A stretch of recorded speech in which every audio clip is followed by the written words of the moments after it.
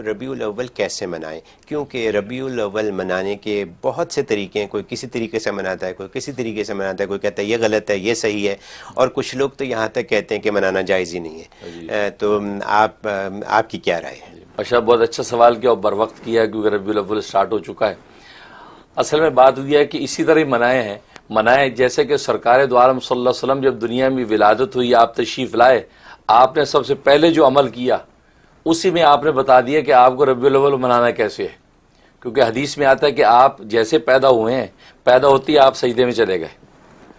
چلے گئے اور سر اٹھایا اور آپ نے فرمایا اللہ اکبر کبیرہ والحمد للہ کثیرہ، اللہ کی بڑائی اور تکبیر بیان کی اور اللہ کی نعمتوں کا شکر ادا کیا۔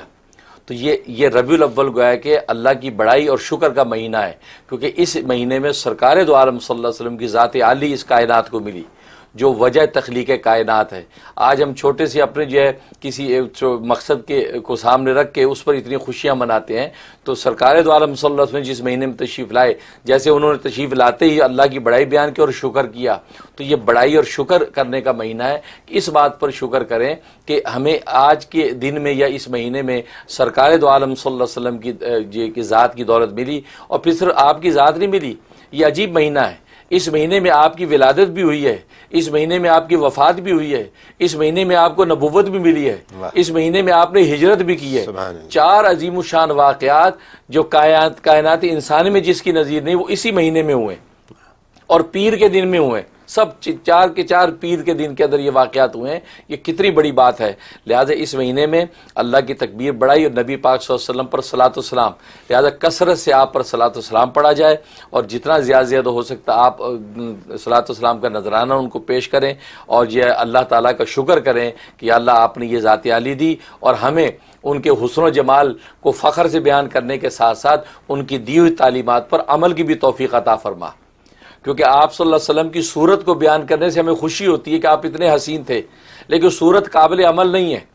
ہم نبی جیسی انگلیاں نہیں بنا سکتے، نبی جیسے ہونٹ نہیں بنا سکتے، نبی جیسی آنکھیں اپنی آنکھیں نہیں بنا سکتے، لیکن نبی جیسا عمل کر سکتے ہیں۔ نبی نے جس طریقے سے بیٹھ کے کھایا اس طریقے پر بیٹھ کے کھا سکتے ہیں، جس طریقے سے وہ لیٹے ہیں اس طرح لیٹ سکتے ہیں، جس طریقے سے نماز پڑھی ویسے پڑھ سکتے ہیں۔ تو آپ کی سنتوں پر عمل تو یہ ہم کر سکتے ہیں، لہذا سیرت پر ہم عمل کر سکتے ہیں، جس پر عمل کر سکتے ہیں وہ ہم کریں۔ لہذا آج کے اس مہینے میں یہ عہد کریں کہ یا اللہ جو نبی جو سیرت اپنی لے کے آیا، سیرت و کردار، ہم اس سیرت و کردار پر عمل کا عزم کرتے ہیں۔ جیسے وہ کھاتے تھے ویسے کھائیں گے، جیسے پیتے تھے ویسے پیئیں گے، جیسے بولتے تھے ویسے بولیں گے، جیسے دوستوں کے ان کی نشست و برخاست تھی، جیسے اخلاق و کردار تھے، آج ہم عزم کرتے ہیں ہم اسی طرح زندگی گزاریں گے۔ تو یہ عزم کا مہینہ، عزم کریں اور پورا سال اس پہ عمل کریں، اپنے بچوں کے اندر بھی یہ تعلیمات پیدا کریں، خواتین کو بھی بتائیں کہ نبی کی جو بیویاں تھیں، نبی کی جو بیٹیاں تھیں، وہ کیسے جیتی تھیں، انہوں نے جینا مرنا کیسے ہمیں سکھایا، اپنی بیٹیوں کے اندر اپنی بہوؤں کے اندر اس تعلیم کو عام کریں۔ یہ اس کے لیے یہ مہینہ اس انداز سے اس کو منائیں،